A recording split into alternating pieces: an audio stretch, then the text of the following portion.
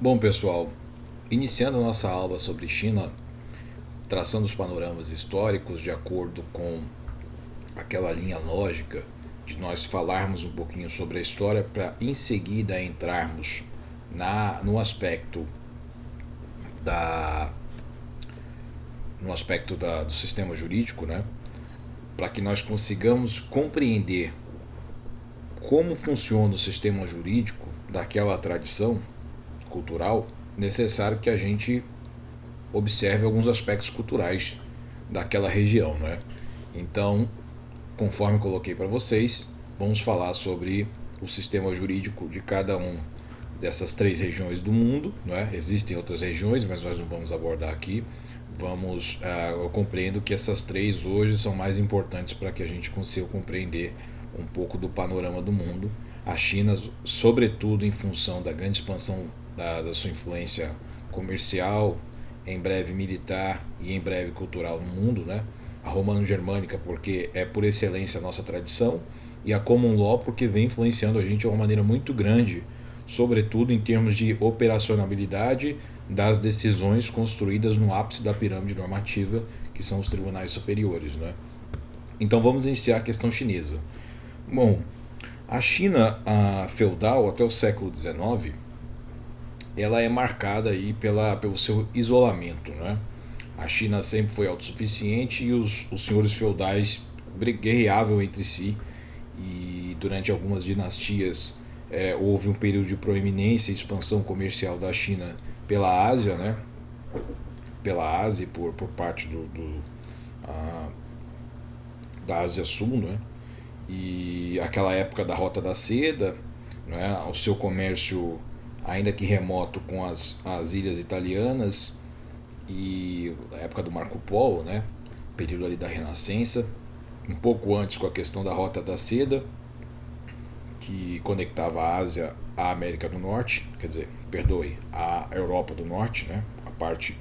A, a parte norte da Europa e setentrional também. Então houve essas linhas de conexão entre a China e regiões da Europa e Oriente Médio, etc. Foi um período de expansão comercial chinês, né, e expansão cultural da China ao longo do sul da Ásia. Isso foi num período até o século mais ou menos 16, não é? Em seguida, nós iniciamos aí com a ascensão dos portugueses, que dominaram a América do Sul, né? Uma parte da América do Sul, os ibéricos, né? Que dominaram toda a América do Sul praticamente, os ibéricos, que são os espanhóis e portugueses, com a derrocada, ou seja, a queda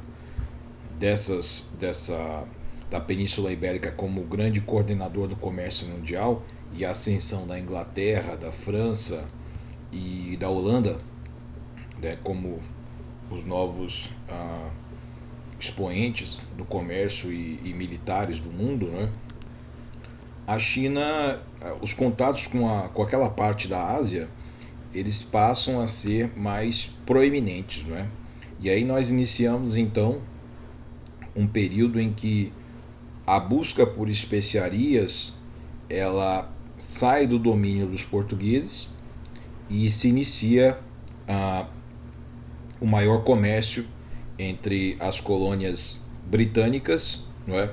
E os navios britânicos como os concatenadores, aqueles que ligam o comércio mundial por meio de suas colônias e por meio das suas zonas de influência. E aí a gente lembra que a Índia foi conquistada antes do século antes do final do século XIX pela Inglaterra, né? E a Índia era uma das principais, se não a principal colônia britânica na região da Ásia, né? Próximo à China, não tão próximo, mas próximo à China. E a Índia ali, a partir da Índia, se iniciou uma plataforma de expansão por outras zonas de influência e outros mercados por parte da Inglaterra. Então, percebam que com a dominação da Índia pelos ingleses, os ingleses detinham um método de conquista que era a busca de mercados para os seus produtos industrializados e a compra de especiarias, não é, dessas regiões, e abastecimento dos mercados europeus por meio de seus navios e suas companhias, né? No início, como eu disse para vocês, os portugueses eles se beneficiaram desses mercados, mantiveram suas colônias, né, na Índia e também na China, em Macau no caso, mas com a ascensão do Império Britânico há uma rearticulação dessas linhas de transmissão de comércio, dessas linhas de comércio. Isso já nós estamos falando por volta do século XIX, metade do século XIX, um pouco o início para metade.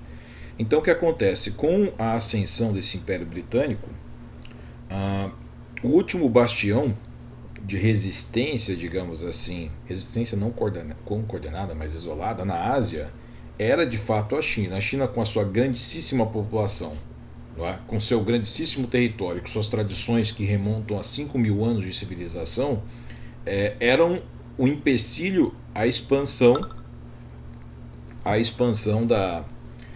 do domínio britânico até uma região em que cessava ali, que se iniciava o Império Russo. Não é?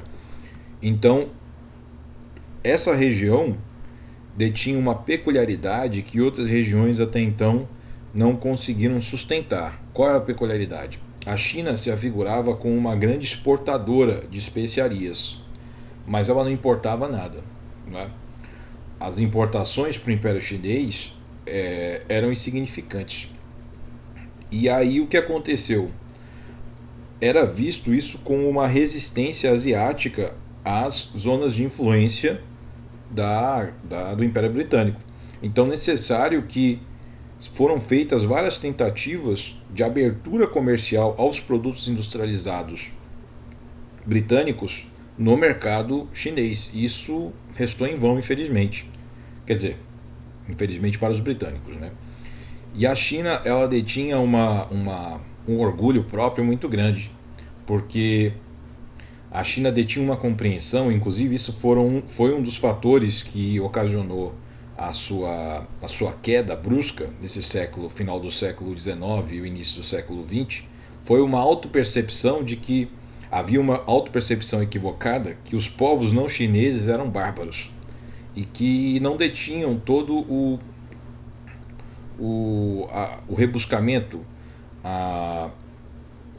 não detinham uma qualidade cultural, comercial e até bélica em relação aos chineses. Então os chineses já tinham uma tradição de se manterem fechados durante um grande período, né?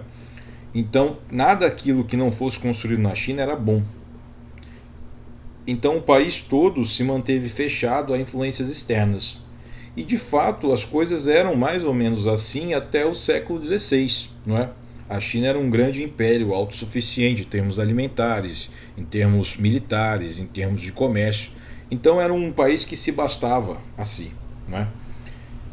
Porém, em função das transformações tecnológicas, houve um gap, não é?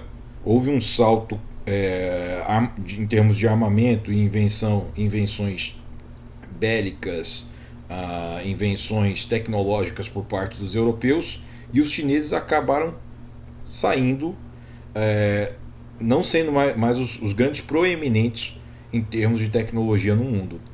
E eles não se deram conta disso. Claro que não existiam nem meios de comunicação, mas as elites chinesas não se deram conta de que já era um passado, de que aquele período de áureo e de autossuficiência ele em breve terminaria, porque as invenções tecnológicas europeias ocasionariam uma ameaça à continuidade do império autossuficiente e também independente em termos militares, não é? Bom, pessoal, os chineses então não acreditavam que haveria um outro país ou uma outra região do mundo que conseguisse esmagá-los, digamos assim, e conseguisse desarticular a sua coesão nacional e a sua proeminência no mundo. Agora, havia uma política de não expansão militar também chinesa, apenas uma autossuficiência. Então, os portos chineses eram fechados à importação. Havia a possibilidade dos comerciantes chineses, da classe burguesa chinesa, exportar os seus produtos, etc., para os estrangeiros, mas a importação era praticamente vedada. Não havia dependência externa em termos de comércio na China. Bom, o que isso ocasionou? os ingleses tentavam a todo custo introduzir seus produtos industrializados e expandir e criar uma abertura comercial na China segundo seus interesses de relações externas, não é? E isso era o tempo todo vetado pela dinastia que dominava a China na época. Então não havia um interesse de abertura comercial. Bom, como dizem, né? Se não vai no amor, vai na dor. Foi investigado um produto que poderia ser comercializado para a China e o produto que foi eleito como passível de exportação, que caiu no agrado de setores da elite chinesa, era o ópio. O ópio que era produzido ali perto, na Ásia também, que era na Península Indiana, colônia britânica então. Só um adendo, a colônia britânica da Índia, eles chegaram a proibir a indústria da fabricação de tecido na Índia, né? Ou seja, os indianos eram obrigados a importar o tecido da Inglaterra, o têxtil, os produtos têxteis, né? E isso era uma grande contradição e demonstrava bem essa vertente, digamos assim, desinteressada com o futuro da Índia por parte do Império Britânico, porque o Império Britânico queria que a sua indústria nacional prevalecesse sobre as indústrias de outras regiões do mundo e queriam a todo custo criar economias de mercado dependentes do Império Britânico. Então veja bem, a contradição era tamanha que a Índia era a grande exportadora de produtos têxteis para o mundo. E eles desarticularam a indústria nacional indiana. Da nacional a gente não pode dizer porque não havia uma nação indiana, né? Havia um conjunto de reinos, né? A nação indiana é formada só depois da Segunda Guerra Mundial, né? E da divisão lá para um lado o Paquistão, para o outro lado com os muçulmanos e para o outro lado os hindus e outras religiões, né? Na grande península indiana.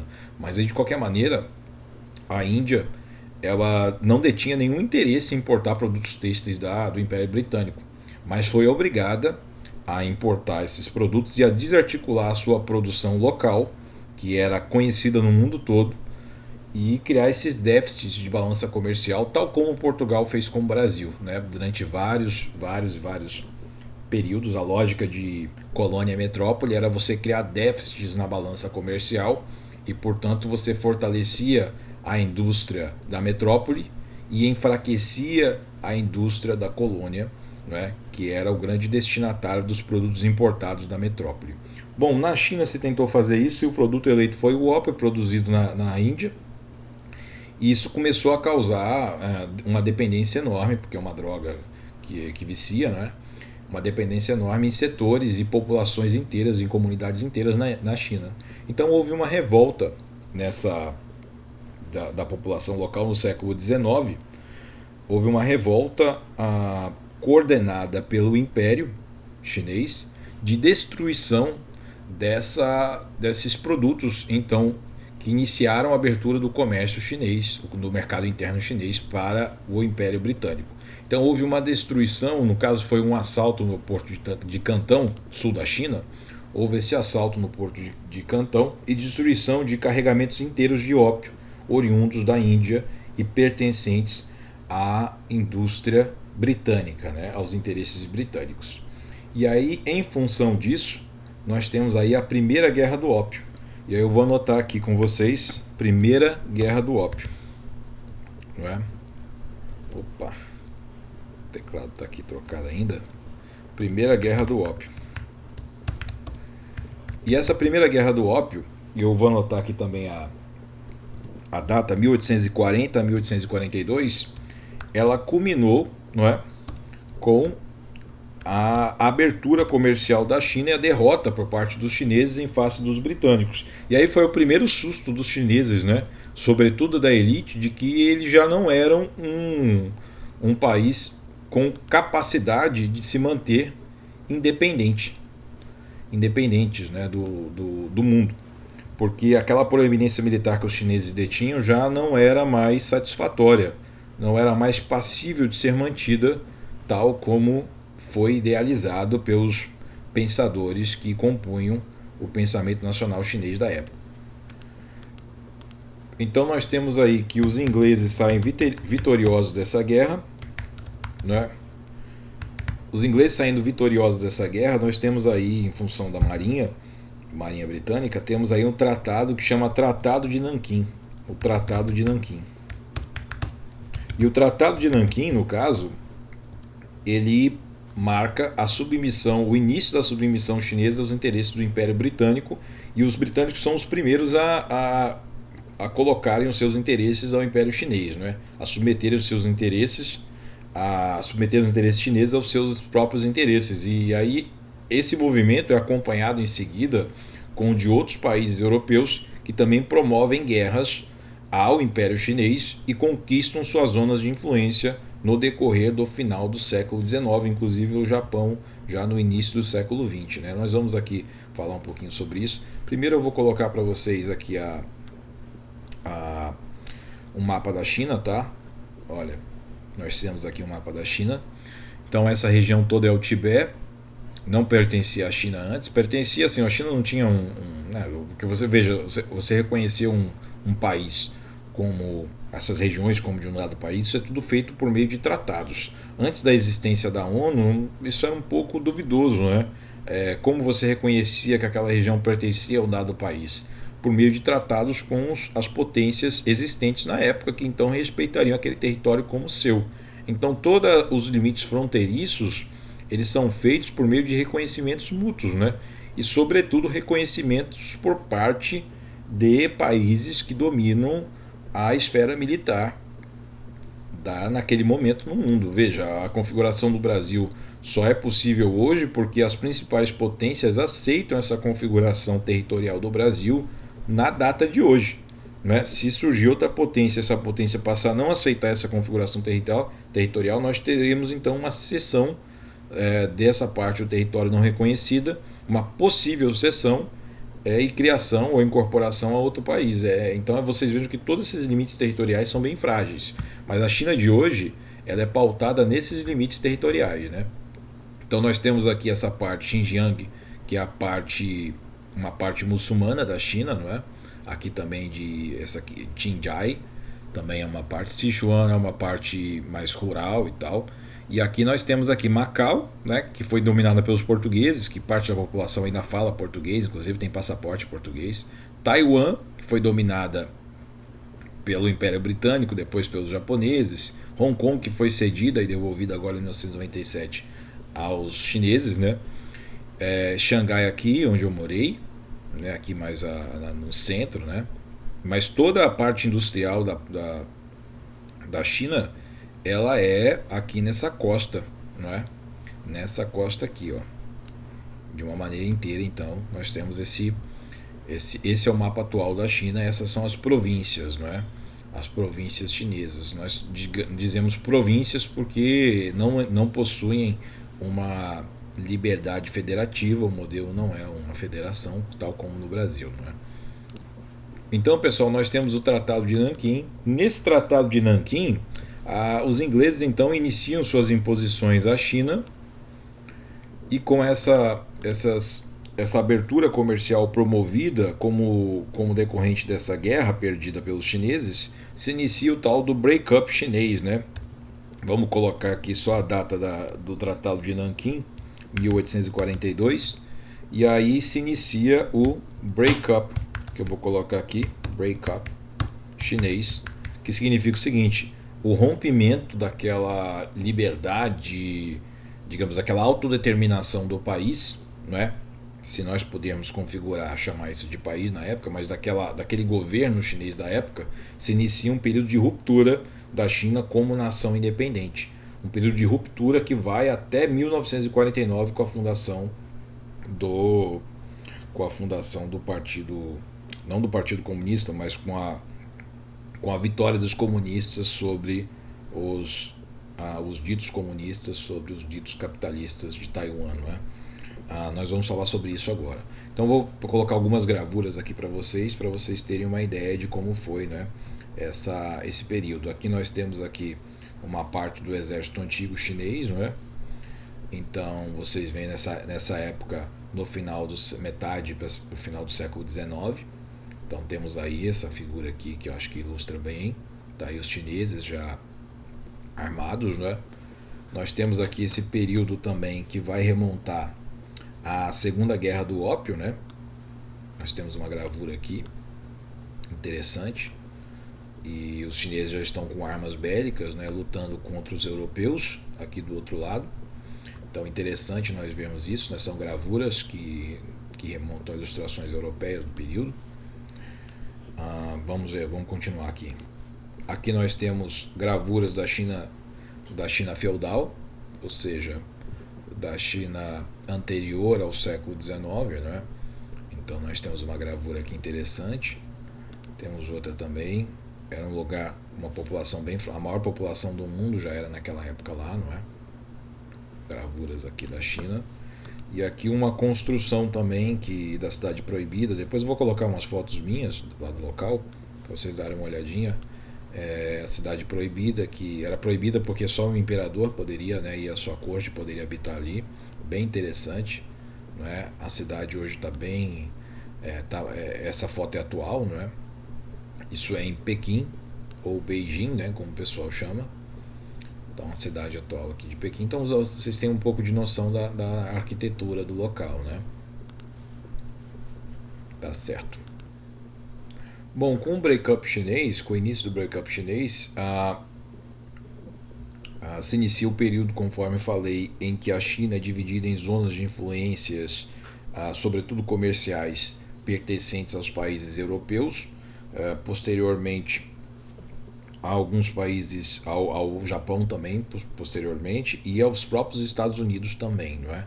O breakup chinês, no caso, ele tem como seu segundo evento uma guerra promovida pelo Império Francês, não é? Após o Napoleão, uma guerra promovida pelo Império Francês, que é conhecida como a Segunda Guerra do Ópio, não é? Segunda Guerra do Ópio. Dessa vez coordenada pelos franceses, não é? E lembrando que essa Segunda Guerra do Ópio, ela culmina no Tratado de Pequim, Tratado de Pequim. E o Tratado de Pequim, 1856, o Tratado de Pequim, ele coordena um processo de avanço de expansão das zonas de influência europeias na China e, sobretudo, na estabilização de mercados, não é? Uma estabilização e uma certa aceitabilidade dessas zonas de influência por parte do conjunto de poderes que configuravam o poder de fato na China naquela época. De um lado nós temos os senhores feudais do interior da China, não é? Temos aí a classe comerciante chinesa e temos também a corte e o setor imperial chinês e o poder imperial chinês, que já remonta a uma tradição antiga, né, de domínio da China. Então, pessoal, nós temos aqui 1856, que culmina no Tratado de Pequim. 1856 vai até 1860, e em 1860 então nós temos a formulação desse tratado. Esse tratado ele é incentivado pela Rússia e pelo Império Britânico também. A Rússia consegue adquirir uma parte norte, fronteira com então seu Império Russo, o Império Fronteiriço à China, ao norte, perto da Mongólia, né? Então a Rússia adquire uma parte da China e a China vai começando a se desfacelar segundo os interesses europeus, não é? No meio de tudo isso, obviamente vai haver revoltas, né? E no caso as revoltas que ocorreram naquele momento é a revolta dos Boxers, né? E a revolta de Taiping. Vamos anotar isso aí. A revolta de Taiping, né? Taiping em 1851 e a revolta dos Boxers em 1900. Então percebam que desde da segunda metade da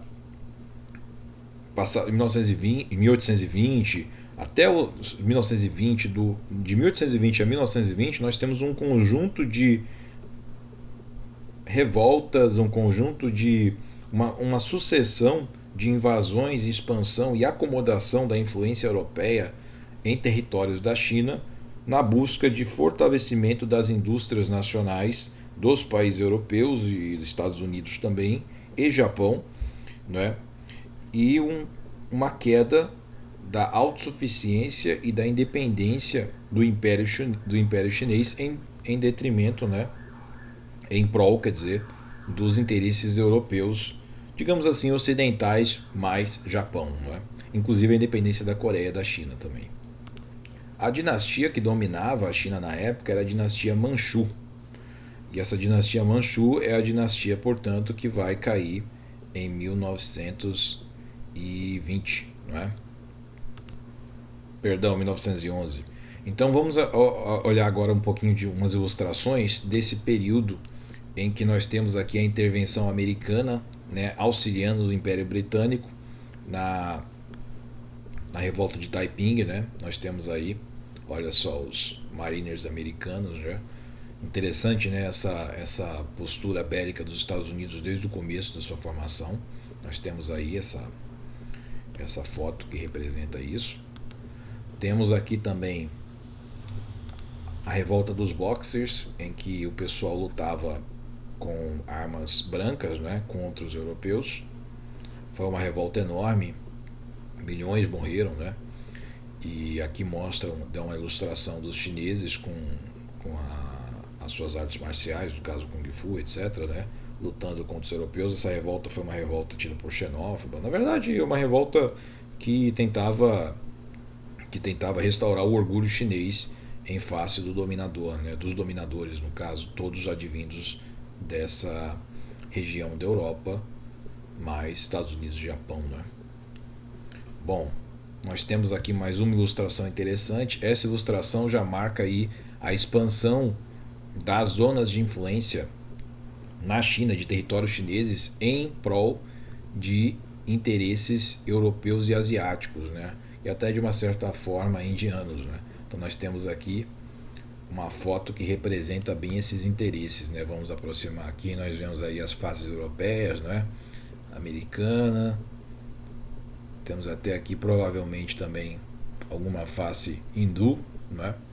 Então a China é dividida em zonas de influência, conforme coloquei, de países europeus, e sua indústria, sua autossuficiência nacional é totalmente desarticulada e inclusive se culmina em 1911 com a queda do imperador chinês e a proclamação de uma primeira república na China, né?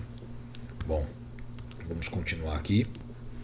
Então, pessoal, a partir da revolta de Taiping, nós temos aí um primeiro grande embate. Milhões morreram, viu? É interessante isso, porque na China é tudo em grandes proporções, né? Milhões morreram na revolta de Taiping e na revolta dos Boxers, né? Perto do coronavírus agora não é nada, né? Isso. Enfim, milhões morreram dessas revoltas, bilhões de chineses, né? Também milhares de soldados ocidentais, né? A China terminou derrotada em ambos os movimentos. Taiping, no caso, foi auxiliada pelo exército americano, com os mariners americanos em 1851, conforme já coloquei aqui na foto. Os Boxers também houve um combate com uma força multinacional de diversos países que detinham interesses na abertura comercial da China e dominação de seus territórios. Então houve um complô internacional contra a independência chinesa, não é? E obviamente, com a dinastia chinesa Manchu, o imperador chinês necessitava dialogar com esses países ocidentais para que se mantivesse no poder. Isso foi mal visto por setores da população, sobretudo os setores da burguesia chinesa, que tinham seus interesses totalmente afetados com os monopólios comerciais advindos aí de países ocidentais, não é? Mais Japão. Bom, a revolta de Taiping e dos Boxers, né? Ela traz a seguinte consequência: Hong Kong passa para o Império Britânico, Taiwan passa para o Império Japonês, Macau é mantida sob a influência portuguesa, a dinastia Manchu é enfraquecida, ou seja, o Império Chinês, a forma de governo e unificada da China, ela perde prestígio, perde legitimidade, não é? E essas zonas de influência ocidentais são mantidas e expandidas. Há um aumento do desemprego, há um aumento da pobreza na China e há uma crescente insatisfação por parte dos chineses porque sua qualidade de vida se inicia a mostrar sinais de decréscimo, né? Bom, em 1905, então, Sun Yat-sen retorna dos Estados Unidos, é um médico graduado nos Estados Unidos, e aí o Sun Yat-sen, ele membro da elite comercial chinesa, ele tem a ideia, o plano de implantar uma república na China e conspirar contra o Império Chinês, não é? O Sun Yat-sen está bem aqui a foto dele, tá? Esse chinês aqui. E esse chinês médico então funda o partido Kuomintang. Kuomintang, tá? Então vamos colocar aqui. Fundação do partido Kuomintang. Kuomintang. Gente, essa aqui é uma tentativa, esse Kuomintang, é uma tentativa de você falar as expressões, os caracteres chineses, tá? Se você falar Kuomintang e colocar lá nesse caractere ocidental, ninguém vai entender o que você está falando. Até porque a fonética é totalmente diferente, né? Então, por isso que tem tudo Tang, tem tudo Shen. Na verdade, tem esses sobrenomes não são de fato como escritos. Não é igual o Silva brasileiro, né? Que está no meu nome, por exemplo. Não é igual o Silva. É porque a fonética, por exemplo, você tem várias fonéticas para falar Tang, entendeu? Então tem várias fonéticas ali, aí o pessoal acaba escrevendo tudo como Tang. Mas se você for fazer em caracteres chineses, não é todo mundo Tang, não é todo mundo igual. É porque o som ele acaba sendo, do ponto de vista ocidental, muito parecido. Então você taca logo tudo como Tang, se escreve como Tang na escrita ocidental, que é essa aqui, né? Esse alfabeto ocidental, que é o que a gente está vendo agora.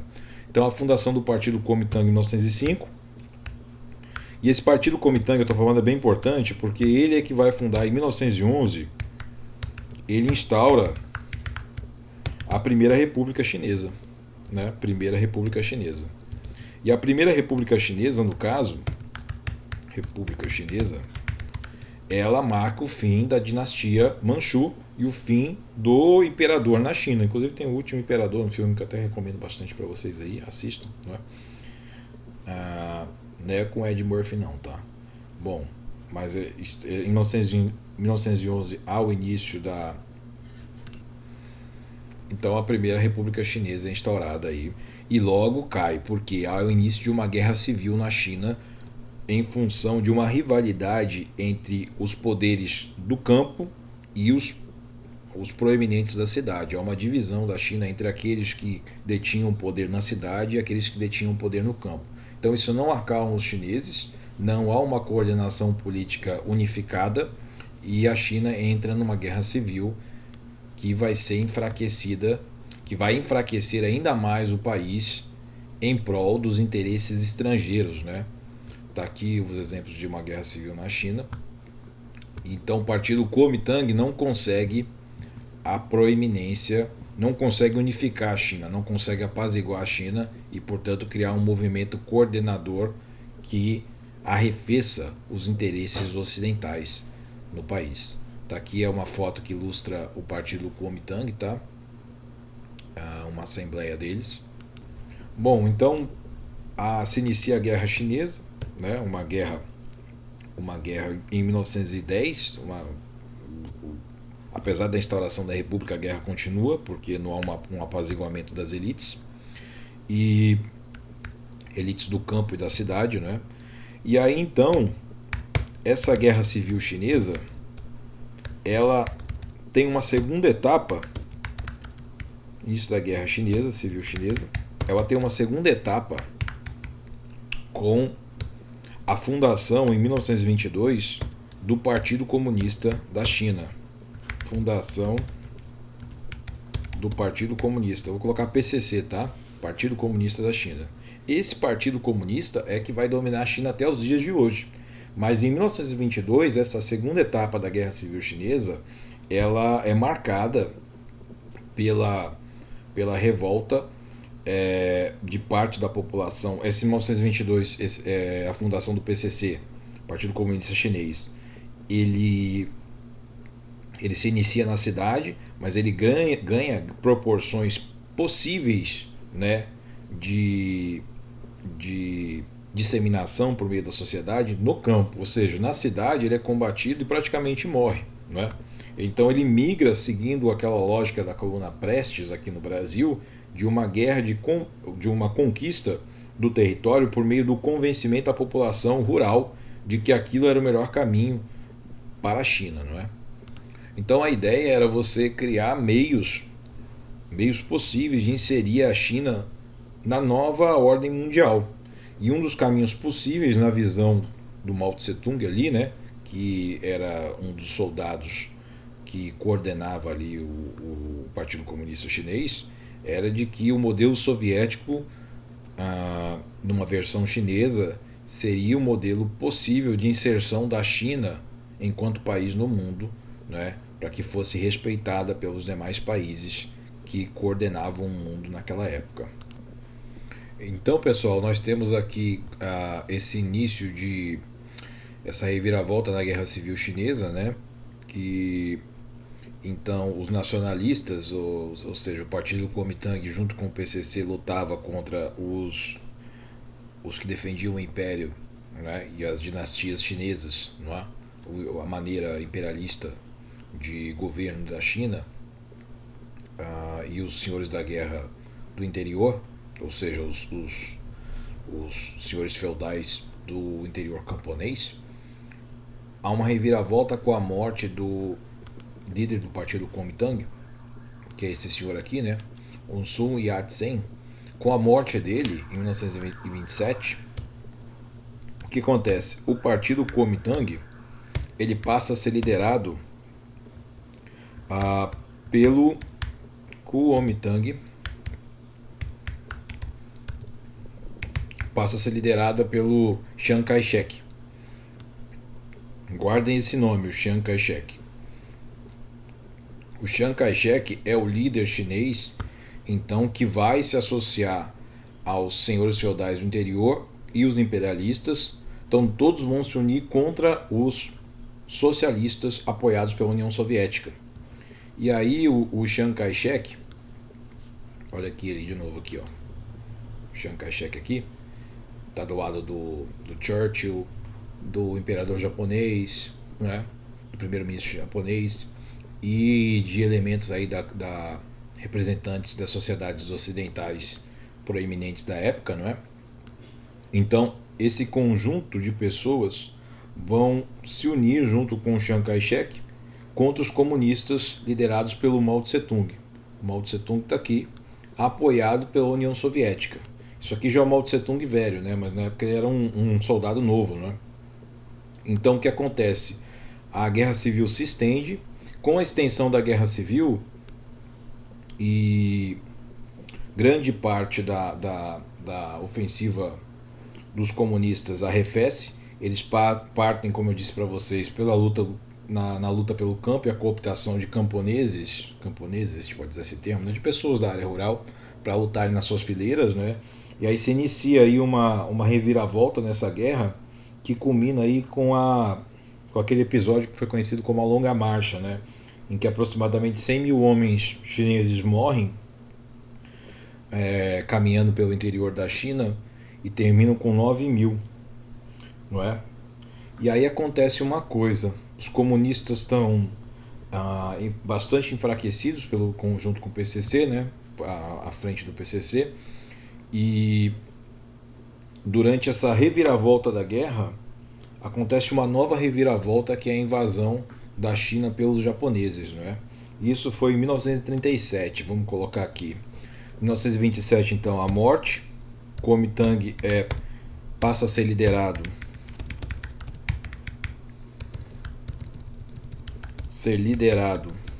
por Chiang Kai-shek, né? Vou escrever aqui de uma maneira como a gente escreve aqui no Brasil, né? Chiang Kai-shek. A fonética é mais ou menos essa, né? E no caso, o Chiang Kai-shek aqui, ele vai lutar juntamente com Mao Tse Tung, ele vai lutar pela independência chinesa do Japão, é a resistência chinesa em face à invasão japonesa, né? Nós temos aqui também uma foto da Guerra Civil na época, né? E aqui mostra aqui pessoas condenadas, né? E expostas de uma maneira a serem humilhadas, né? No âmbito aí da guerra. E aí então nós passamos aquela etapa que diz respeito ao início da Segunda Guerra Mundial e a busca e a conjunção de fatores que ocasionam uma reunião de interesses entre os nacionalistas liderados pelo Chiang Kai-shek à frente do partido Kuomintang, né, o partido republicano que fundou a república e acabou com a dinastia na época, pelo seu fundador, e os comunistas liderados pelo Mao Tse Tung e apoiados pela União Soviética, tá certo? Lembrando que o Japão era inimigo em comum também da União Soviética e havia invadido uma grande parte aí da Rússia, né, do Império Russo, do Império Bolchevique já então, né, por Segunda Guerra.